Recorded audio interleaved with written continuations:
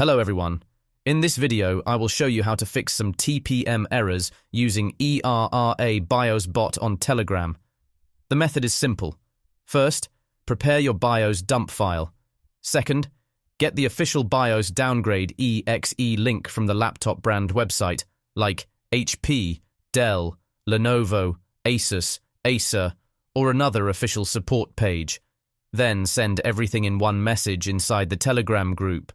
Attach the BIOS dump file, paste the official downgrade exe link, and write this command in the caption: BIOS Repair ME Downgrade.